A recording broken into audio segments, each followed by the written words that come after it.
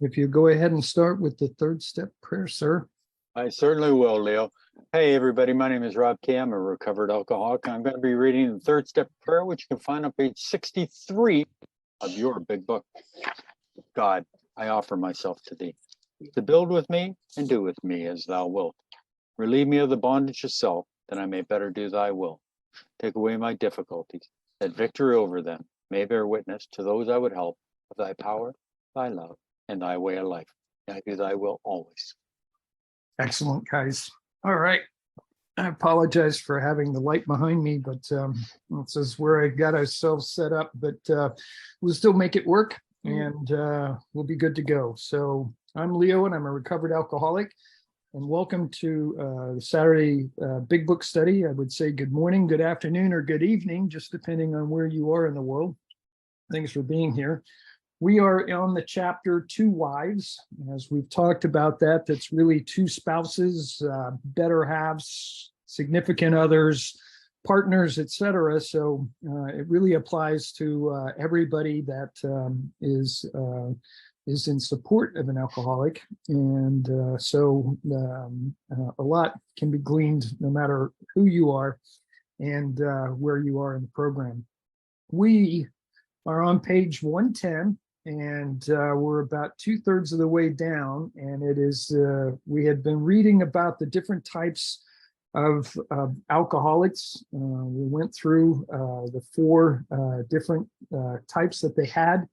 One of the things I would highlight is that we've added a fifth type, and that is somebody that has not been able to be in a recovered state and has ultimately succumbed to alcohol and is not with us anymore. So this is a very serious disease, and we'll go ahead, Rob, and get started with, let's now go back to husband number one. You got it, Leo. Let's now go back to husband number one. Oddly enough, he is often difficult to deal with. He enjoys drinking. It stirs his imagination. His friends feel closer over a highball.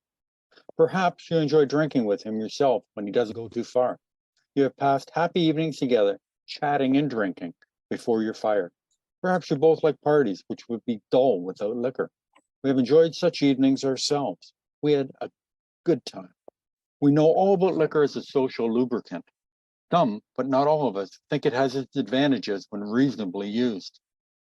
We're talking about somebody that actually can and does on a regular basis control their drinking, in a sense that, I guess when I say control it, they just don't have they haven't crossed the line where the alcohol is really in control of them. There's an occasional time when they've drank too much. At the same time, we also understand that this particular social activity is somewhat acceptable, and at this point in time there would be little inkling to whether or not there is a problem or not. So I think that there's some misnomers in here. Obviously, as non-alcoholics or as recovering alcoholics, we can point to things like birthdays and celebrations and things with games, football games, etc., where we are not drinking and things are still just as fun as they would be otherwise. So in fact, they're probably more fun because we as alcoholics tend to ruin those occasions.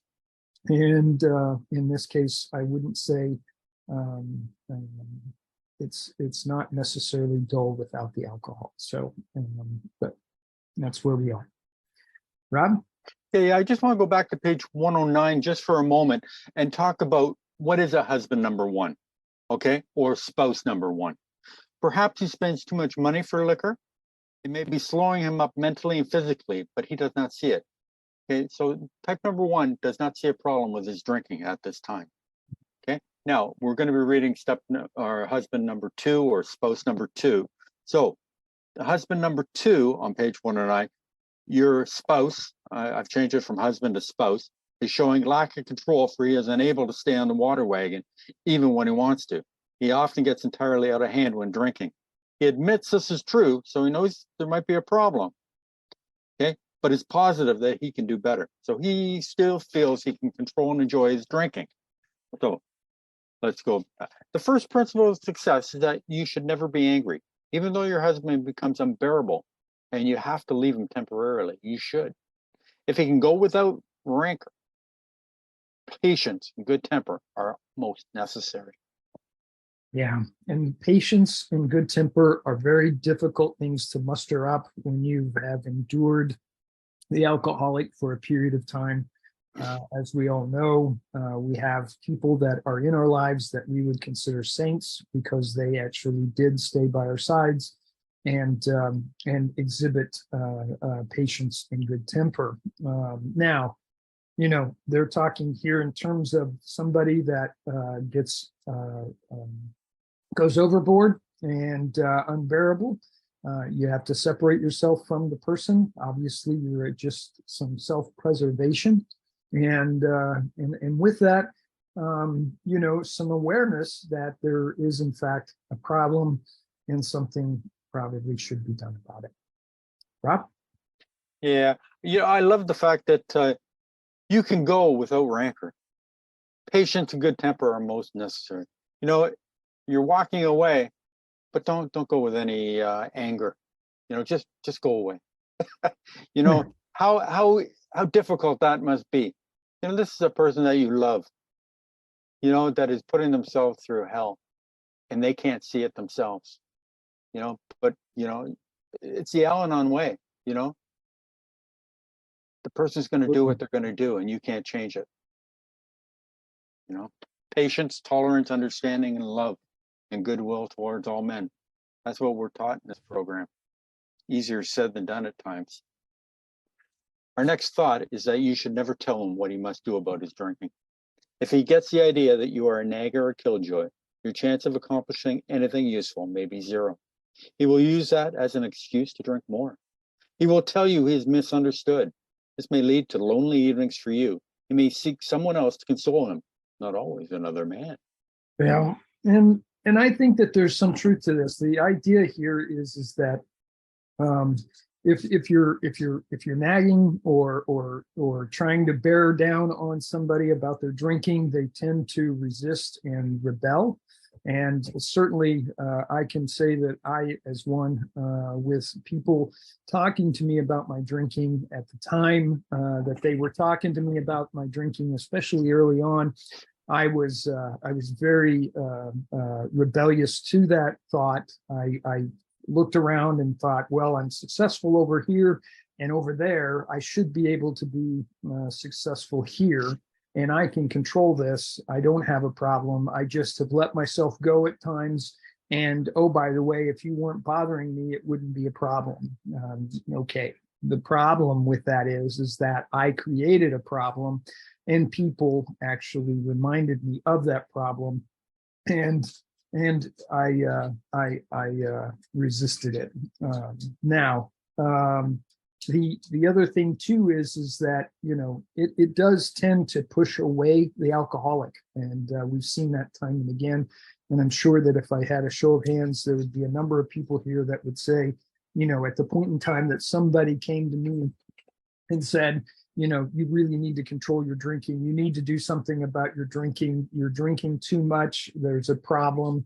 You have a problem, et cetera. That caused you to pull away from that person and try to distance yourself. Well, it's also kind of the one of the impetus for starting to drink alone. And I know that there are a couple of people in here that I've heard in the past that talked about the fact that in their latter stages of drinking, they looked around and found that they were by themselves, perhaps in another room, away from the rest of the family or friends, and you were drinking by yourself and truly alone because nobody wanted to be around you, nor did you want to be around anybody else, because obviously they one didn't have a problem, but they were probably reminding you that you in fact did have a problem. And obviously it says that here may lead to lonely evenings for you. And you do actually go out and seek birds of a feather. I mean, this is kind of that thing, whether it's another group of the same sex or mixed company or not. There's indication here that sometimes people stray, and that certainly is a problem for relationships, and we all know what that looks like. Rob?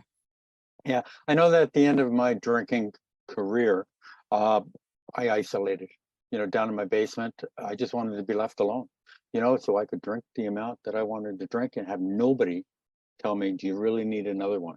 Haven't you had enough? They don't understand that once the allergy kicks in, I can't control the amount that I'm taking. I just want more. Okay, give me more. Be determined that your husband's drinking is not going to spoil your relations with your children or your friends. They need your companionship and your help. It is possible to have a full and useful life, though your husband continues to drink. We know women who are unafraid, even happy under these conditions. Do not set your heart on reforming your husband. You may be unable to do so, no matter how hard you try. And sometimes the harder you try, the harder, I mean, the worse it gets. So I think that there's, it's an interesting kind of paragraph here. It's kind of a warning. Don't sever your relationships with your children or other people in your life, because they obviously need you and you need them. And what we're trying to say here is in spite of the alcoholic, there is opportunity to have a quote normal life and relationship with other people. Now, I think that only goes so far, though, because obviously you're looking at your spouse or partner as this alcoholic. If they're not participating in the family activities, if they're not participating with friends and that type of thing, it doesn't go unnoticed. So it is one of those things that's going to be, well, I would just call it awkward. Even in the best of circumstances, this is going to be an awkward situation. So, Rob? Yeah, this sounds to me like Al-Anon, detachment. For the other spouse to detach. Let the person do what they're going to do. You can't change them. They're not ready to change. So detach. And which is a lot easier said than done.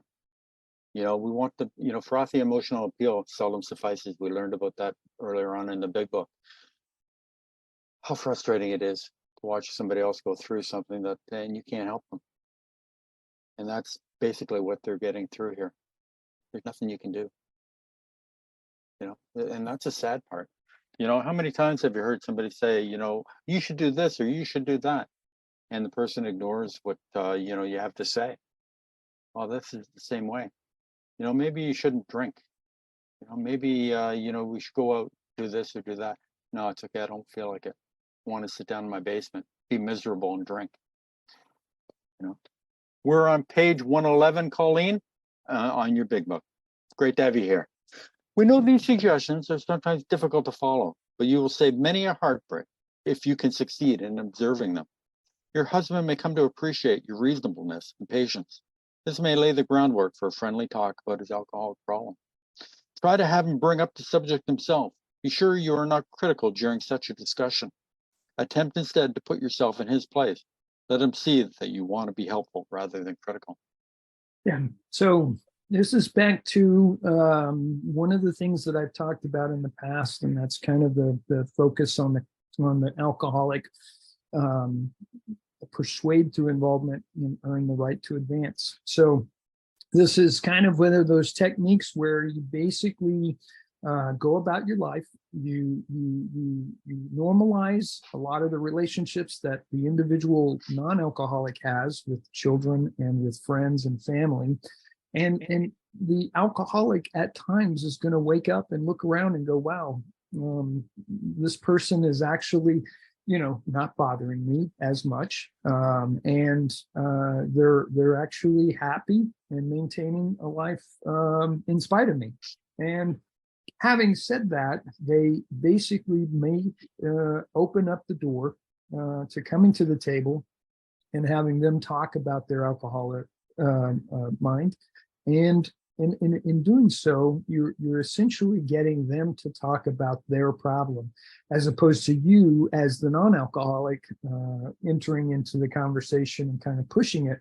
You kind of let them come along, and certainly it does open the door for a much more amicable conversation. And I think that those are the better conversations.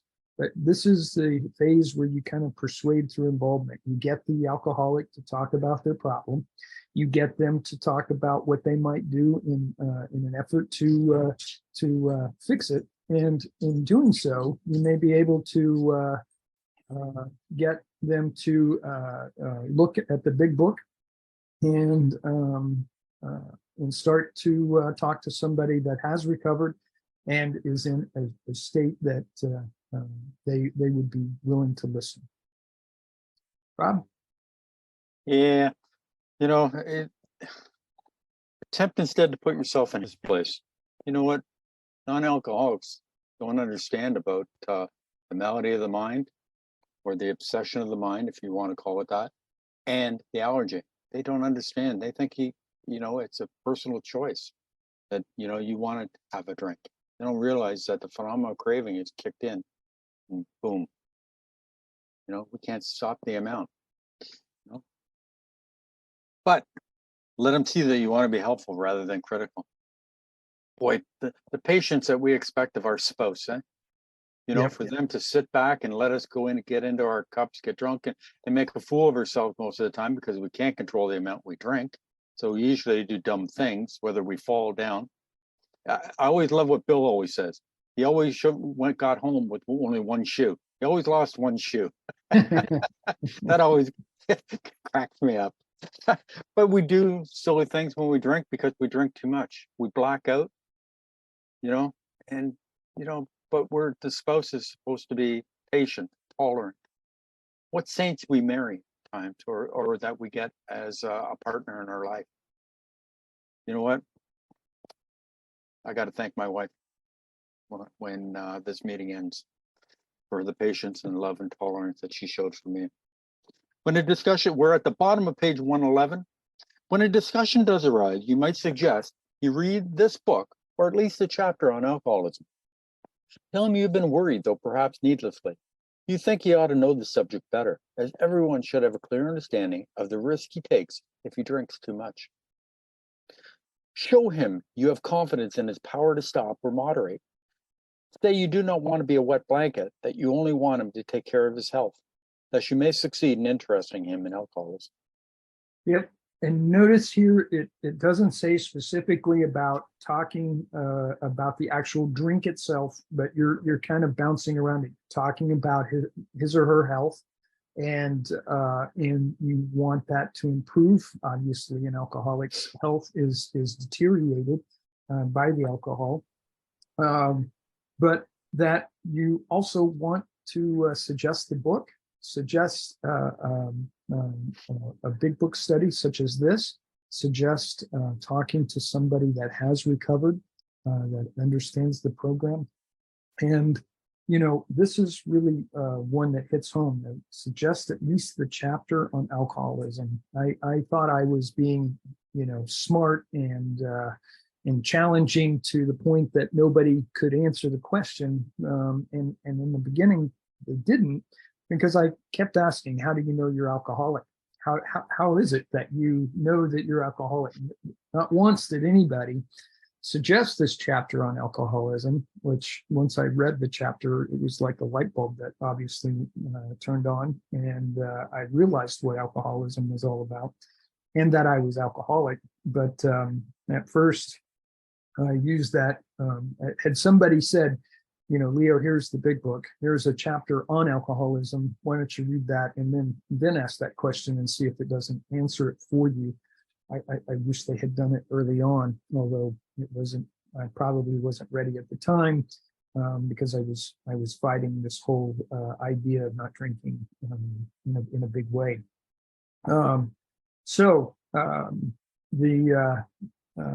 The idea here is to kind of ease the person into the conversation and then kind of touch on things around drinking because obviously the big thing that really improves almost immediately is your health.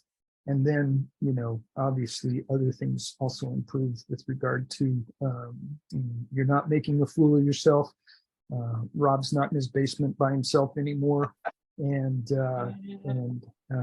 you're starting to engage with the family, and your social aspect of your life begins to improve. And people actually somewhat reluctantly in the beginning, but as time goes on, less so, and start wanting to be around you again, and find that it's okay.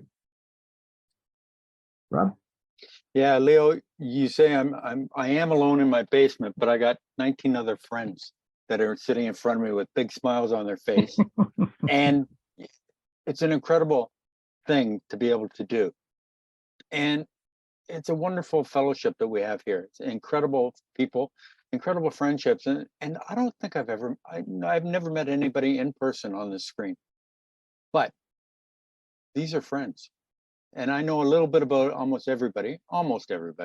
There's a few I don't know, but it's a fellowship of incredible people who had a problem. Now, remember what we're talking about here. Here's a person that thinks that, well, maybe I have a problem, but they have no solution or course of action right now. Okay, all they have is that, well, maybe I do drink too much, or or the spouse has people telling them that they drink too much, that they think that he might have a problem. So frothy emotional appeal seldom suffices. I said that just a few minutes ago, and that people care about us. Unfortunately, we don't always care about ourselves.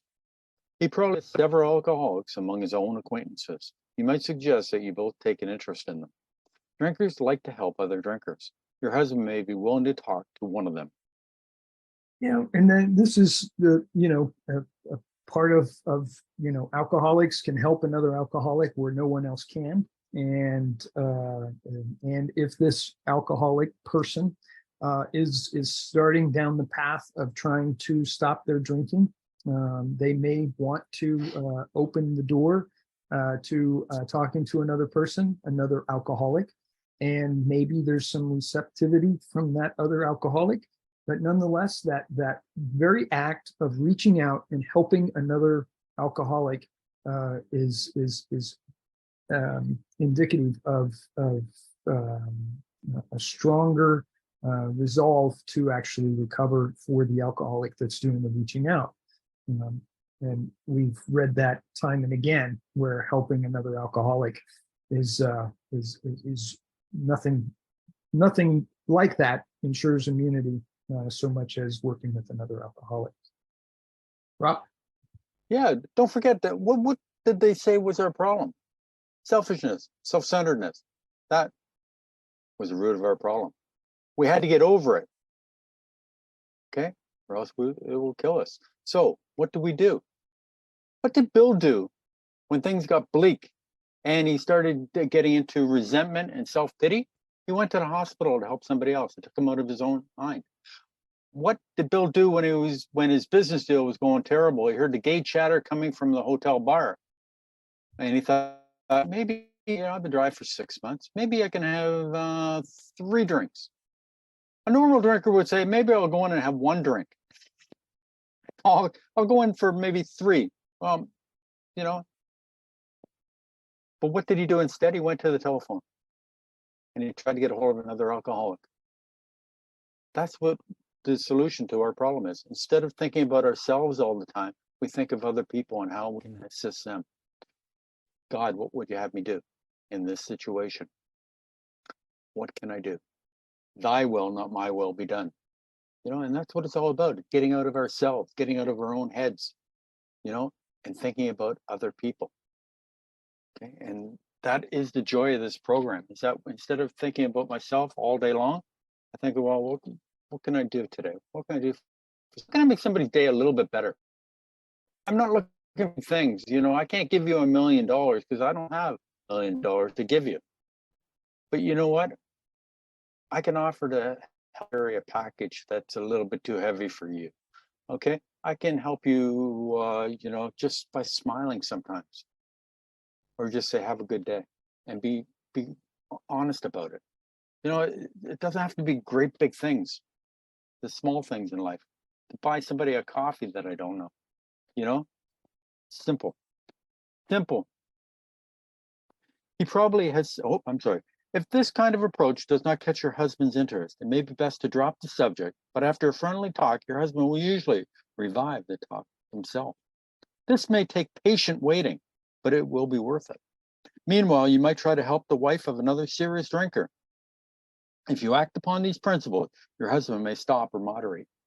Yeah, and then there's some truth to this. Obviously, if you're, you're kind of not pushing it. So that's one of the messages here. If you're pushing it onto the alcoholic partner, spouse, that is probably going to push them away. However, if you're kind of, you're touching on it and then you're leaving it alone, you're really kind of, again, trying to persuade through involvement, trying to get them to be involved in the conversation themselves, and showing interest in having the conversation, but not showing a desire to push it, is going to probably draw a person in.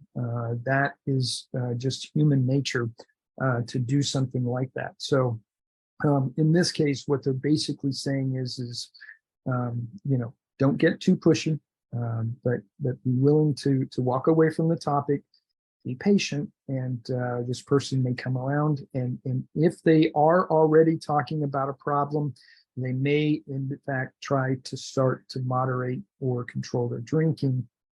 Although that obviously is something that is more difficult to do, as we know, as alcoholics, with regard to that.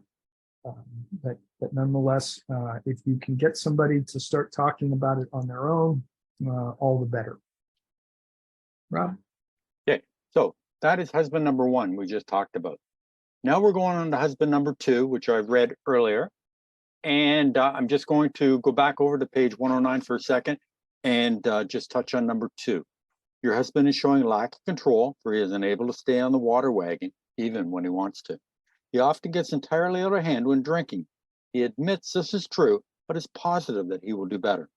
He has begun to try, with or without your cooperation, various means of moderating or staying dry. Maybe he is beginning to lose his friends. His business may suffer somewhat. He is worried at times and is becoming aware that he cannot drink like other people. So, number two understands that there's a problem here. So, now we're back on page 112. Suppose, however, that your husband fits the description of number two. The same principles which apply to husband number one should be practiced. But after his next binge, ask him if he would really like to get over drinking for good. Do not ask that he do it for you or anyone else. Just would he like to? Yeah, we're doing it for another person. It doesn't. It's rather shallow. I can raise my hand and say that when I first started going to AA, I was doing it to appease other people, which was obviously the wrong reason to be going. I was resistant, reluctant, and it didn't stick. I would obviously drink. I was hiding it. I was relapsing, as you might say, where I might go a few days and then find myself drinking in secrecy. And at least I thought it was secrecy. There would be, obviously they would know. And that was one of the things that came to me after a period of time, is that there was no way I could hide my drinking. It was obvious when I was drinking. So this idea of touching on the subject, but after a binge, after they are, kind of in that apologetic and or guilt-ridden stage, after a spree, you might just suggest that they talk about it, and maybe it's a time to see what they think and how they feel, and maybe they can start to formulate their own opinion as to whether or not they should stop drinking, and hopefully they come to the conclusion that they should stop. Obviously, this is a problem drinker. with with spouse number 2, and this is obviously a big problem. Rob? Yeah, he wants to want to stop. We have read that in a book before, but doesn't know how, has no solution. The chances are he would. Show him your copy of this book and tell him what you have found out about alcoholism. Show him that as alcoholics, the writers of the book understand. Tell him some of the interesting stories you have read. If you think he will be shy of a spiritual remedy, ask him to look at the chapter on alcoholism. Then perhaps he will be interested enough to continue.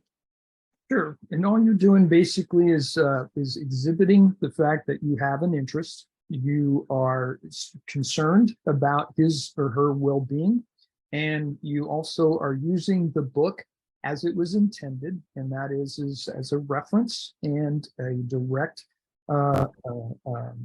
list of things that you want to try to exhibit. Again, we refer back to this chapter on alcoholism. It's a strong chapter. It does a very good job of describing the alcoholic, and it gives enough information in there, actually more than enough information for somebody to draw their own conclusions about their alcoholism.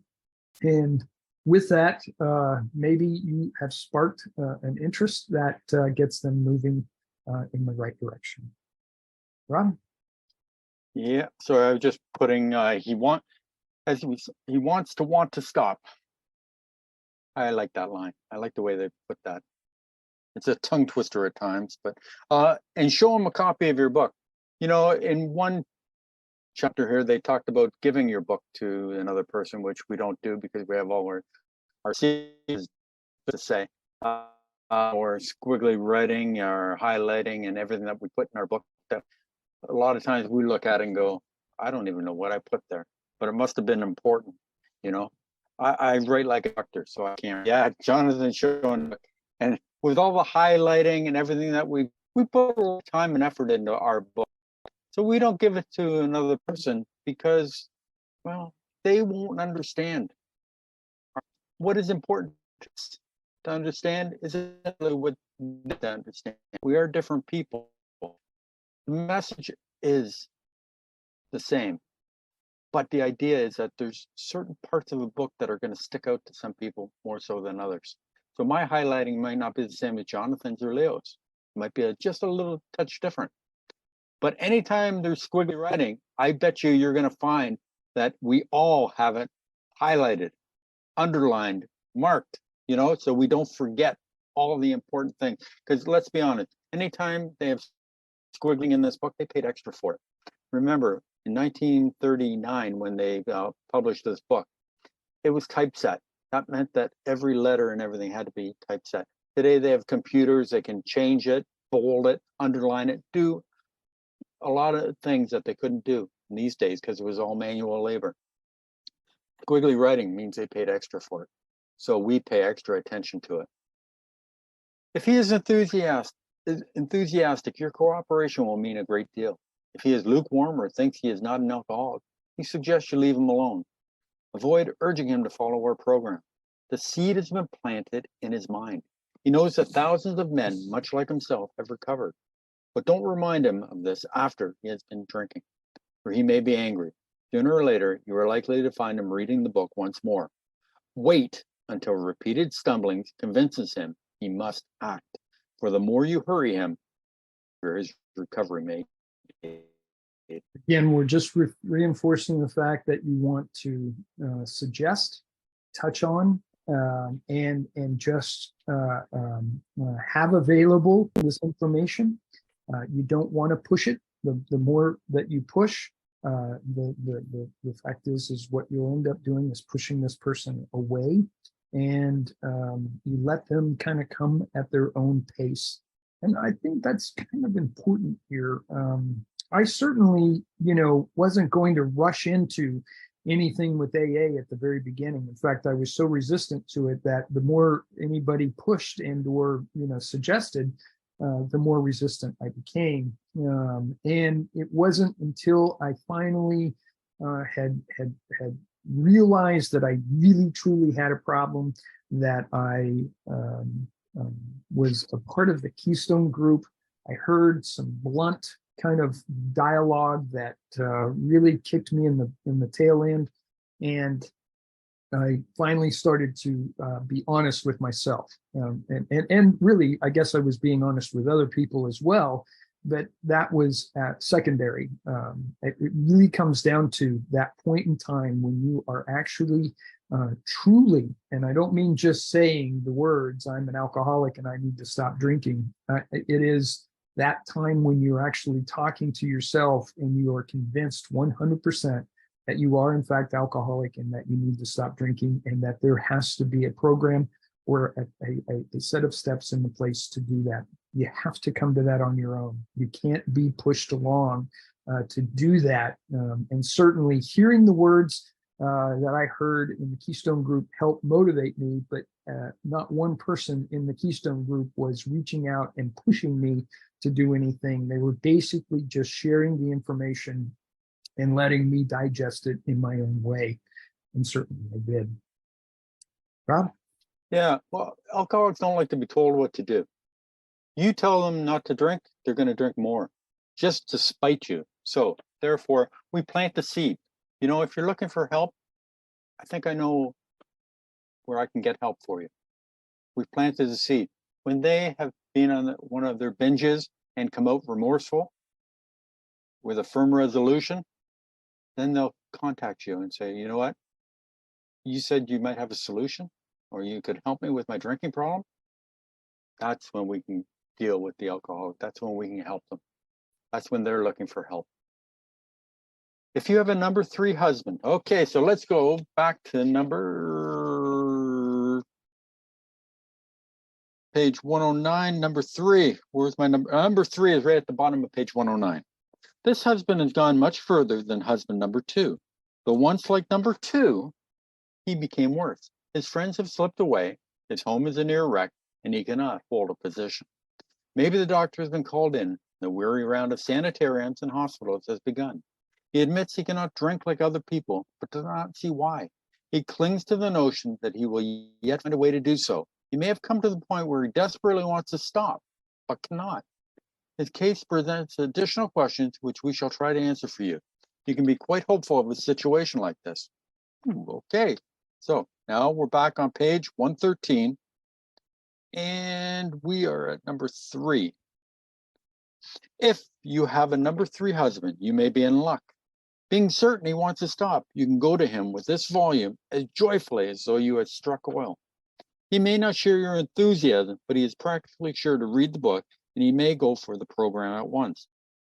If he does not, you'll probably not have long to wait. Again, you should not crowd him. Let him decide for himself. Cheerfully see him through more sprees. Talk about his condition or this book only when he raises the issue. In some cases, it may be better to let someone outside the family present the book. They can urge action without arousing hostility. If your husband is otherwise a normal individual, your chances are good at this stage. Yeah, otherwise normal. And I think that there's some gradient stages here with the different shades, let's call it different shades of gray in there. This is a person that's reaching their bottom, and I would call this more likely, not necessarily 100%, but more likely a low bottom type of person. Can't hold down a job. They're not actually functioning and or participating or contributing as a family member in any positive way per se. And they are at this point, I would call it that stage of their alcoholism that they know that they've got to do something. They want to do something. And with your enthusiasm that you exhibit with the book and getting other people that are recovered alcoholics involved, you are on your way to probably getting this person to begin to reach out on their own and really doing something about themselves in starting the program of recovery. Now, that isn't necessarily always true, because obviously we can move on to husband or spouse number 4. But the point being is that let's just say that you've got this person here. They've reached a certain level of bottom, if you will. Maybe it is their low bottom.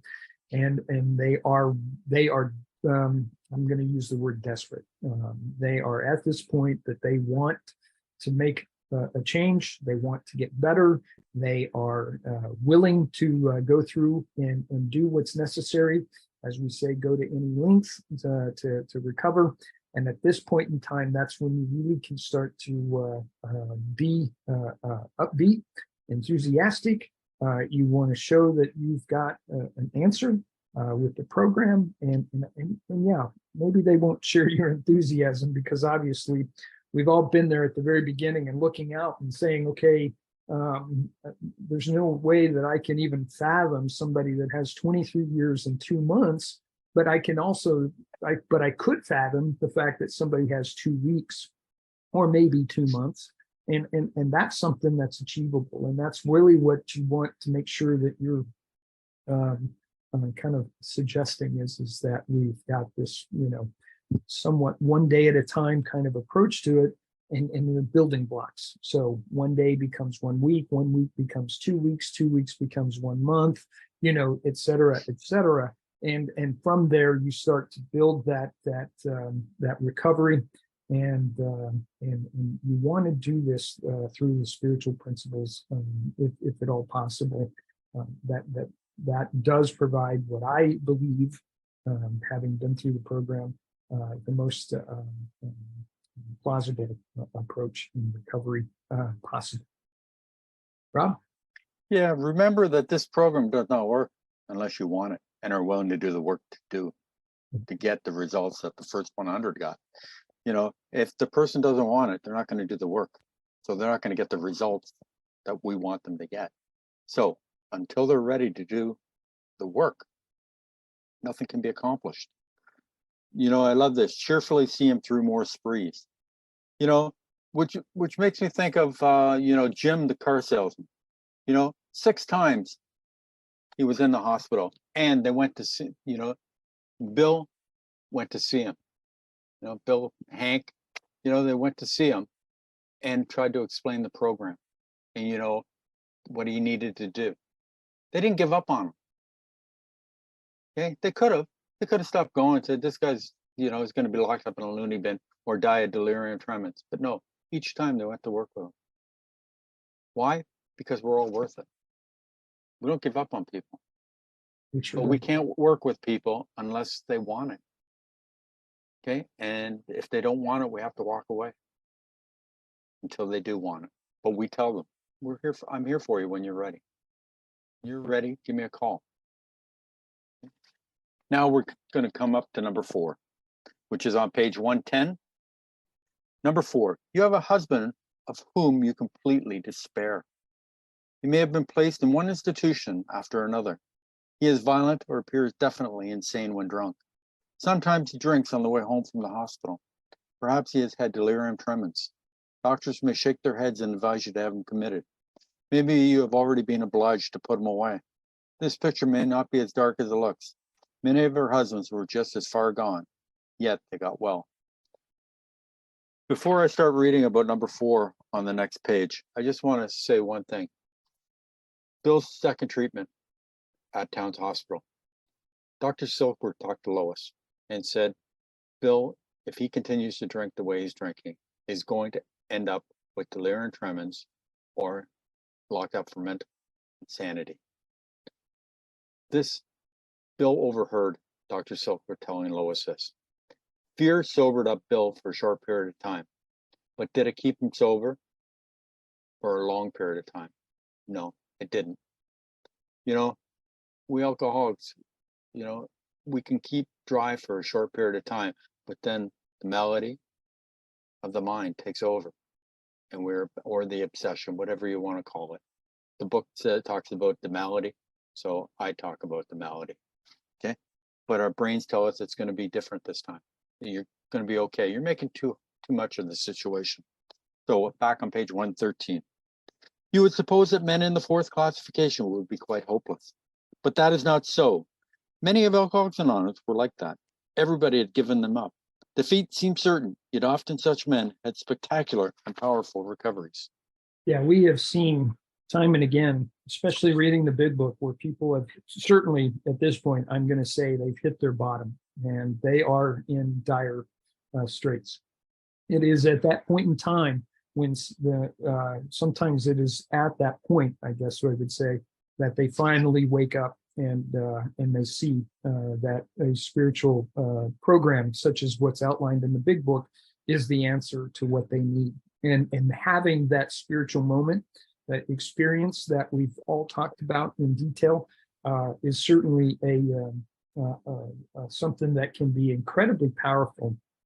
It certainly was for me when I finally relinquished my struggle, my fighting, my attempt to control my drinking, and I had that moment. This is a point where some of the most dire candidates can recover, and again, it's like Rob said, you don't give up on them. This is a point where you might be able to get them, and they really do truly rise above, as a phoenix might, and there you go. There you go. Rob? Yeah, I just put in the chat, we talk and wet brain. Now, I don't know if everybody knows what delirium tremens are or wet brain. Now, I put it in the chat so that people can understand what these people are going through.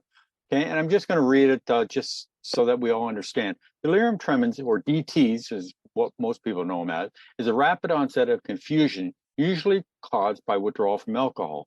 When it occurs, it is often 3 days into the withdrawal symptom and lasts for 2 to 3 days. Physical effects may include shaking, shivering, irregular heart rate, and sweating.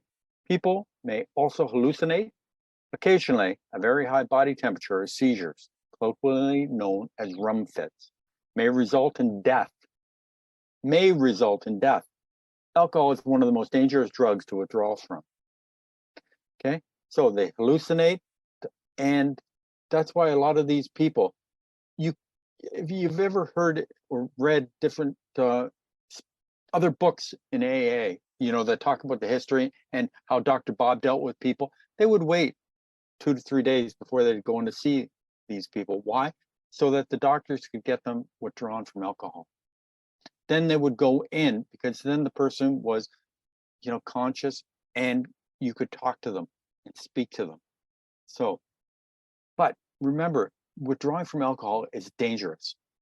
In the old days, when this book was published, they used to bring people into their homes and would give them a shot of whiskey every few hours, so that they wouldn't withdraw all at once, so they wouldn't go through some of this stuff. Alcohol is dangerous. We now have hospitals, detox centers that can deal with people that are withdrawn from alcohol. Please, anybody that is a really serious alcoholic needs to go to detox. They need to have a doctor or nurse, okay, looking after them, because if not, terrible things can happen. Now, the next thing is wet brain, or what is now called Wernicke-Korsakoff syndrome. Is a brain disorder related to the acute and chronic phases of a vitamin B1 thiamine deficiency. Thiamine depletion is seen in individuals with poor nutrition and is a common complication of long-term heavy drinking. It's possible to reverse the symptoms when caught early, but when left untreated, wet brain can lead to irreversible confusion, difficulty with muscle coordination, and even hallucinations. We're talking serious stuff, people. So just wanted to bring that to your attention, because we do talk about it in the book, but they don't tell you what it is and what the conditions are and why it is so important that, we need to see doctors. We can't do it ourselves, or we don't need to do it ourselves. Let's put it that way. Leo, do you want to bring Mr. Bill into it now? Sure. Okay. We got it.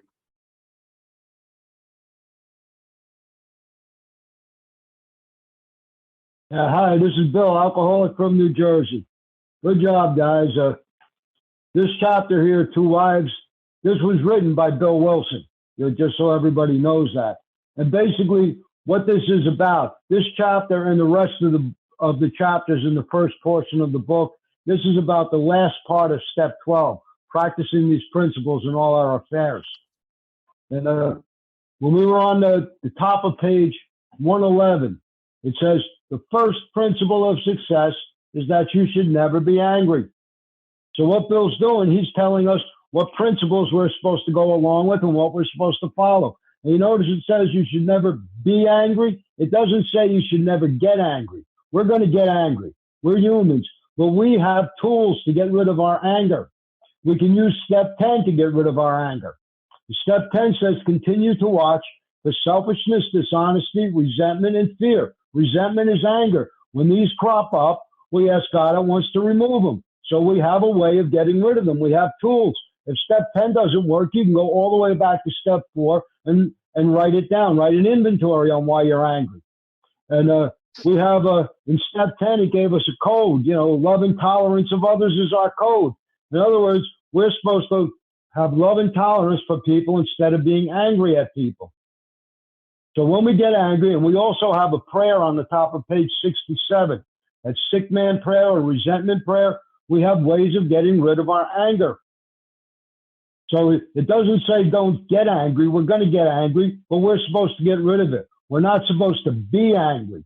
In other words, I'm not supposed to walk around all day long being angry with a chip on my shoulder, looking to pick a fight with somebody. That's going to cause trouble for me somewhere down the line. I'll probably wind up drunk over it. So he's given us some kind of a indication here on what kind of principles we're supposed to follow, and that's the first principle. Then the next paragraph says, the next thought, you should never tell him what he must do about his drinking. Like was already mentioned, when you tell an alcoholic they're not allowed to drink, that doesn't work for us. We drink twice as much. We have a tendency to drink at people.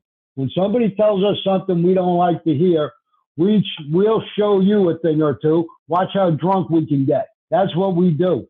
We have a tendency to drink at people. I did that when I was drinking. My wife told me, you better never let me see you drinking again. And I seem to have a handicap. My ears don't work right. When she said, you better not let me see you drinking, I heard, as long as I don't see you, it's okay. My ears don't work right. They work different. And what did I do? I went out and drank. I just didn't do it in front of her. That's all. That kind of stuff doesn't stop us. You can't tell an alcoholic what to do about their drinking. What you can tell them is what you did about your drinking and how you got sober. And if they want it, they can follow along with what you did. Now, so basically, you can use this chapter as instructions for working with a sponsee. You know, you can use this if you're working with a spouse, if you're working with a sponsee, if you're a friend or whatever. Anybody that's been with an alcoholic can use these last 4 chapters for information on how to work with them. Because the book doesn't really talk about sponsors. They didn't have sponsors when they wrote this book. They had something they called a spiritual advisor, but that was about it. And they used to walk people through it, and they didn't have one person doing it. All the people that were there in the group or whatever would try to help the newcomer, and they would all, walk them through the process one at a time or whatever. So what Bill's doing here, he's just giving some instructions or some suggestions on how to work with a drunk, period. That's really what this is about. And he's telling us in here, don't try to change them. When you try to change somebody, you're not going to get anywhere. You can't change an alcoholic. The alcoholic has to be willing to change before they're going to change. And he's giving us all kinds of stuff here. He told us to try to have them read the chapter on alcoholism. That seems to be a chapter that helps a lot of people. That's chapter 3, more on alcoholism. For whatever reason, a lot of people identify with that chapter more than they do with some of the other chapters. So the book is suggesting that that's the chapter that you point out to the newcomer that they should read. And he's giving us, and he told us on page 112, and this is talking to the wives, it says, meanwhile, you might try to help the wife of another serious drinker. That's our solution for everything. Whether you're the alcoholic or the wife, you try to help somebody that's going through the same thing that you got through, and that's what keeps you from going back through it again. That's what helps you stay sober or clean or whatever you want to call it. We're always supposed to be trying to help somebody else because that's AA's solution to everything. Our answer is to help others. And it constantly tells us that all throughout this book, whether it's an alcoholic helping another alcoholic or the spouse of an alcoholic helping another spouse of an alcoholic. We're supposed to do the same. We're supposed to do that. And that's what helps us to get better. And pretty basically, all throughout this, what he's telling us to do, he's telling us how to work with a drunk or how to work with an alcoholic. And it says on page 113, avoid urging him to follow our program. The seed has been planted. In other words, you can't force this on somebody. They have to get to the point where they want it. And also on page 113, it says, wait until repeated stumbling convinces him he must act. In other words, you have to let the alcoholic hit bottom. If you catch them before they hit bottom, they're going to still have that bottom to hit. Unfortunately, we have to let people hit bottom. That's when they're going to be willing to do something about it. Until they hit their bottom, they're not done. And when an alcoholic's not done, we're going to keep on going. And this book is telling us they have to wait until repeated stumbling convinces him he must act.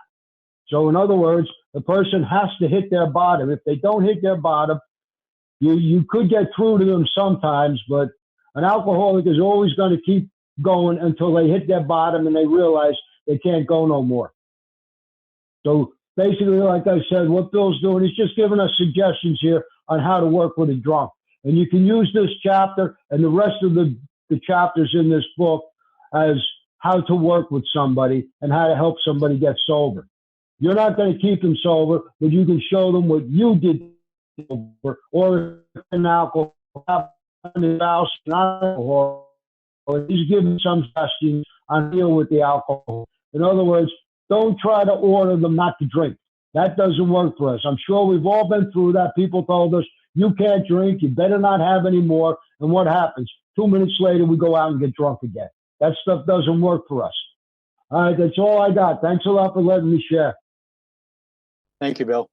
Thank you, Bill. I also want to say thank you to all the newcomers that are here today. Please, if it hits a note and you enjoyed it, please come back. We enjoy having you here. All right, Bob, let's go ahead and close out with the Serenity Prayer and we'll open it up. Okay, Serenity Prayer. God, grant me the serenity to accept the things I cannot change, courage to change the things I can, and wisdom to know the difference.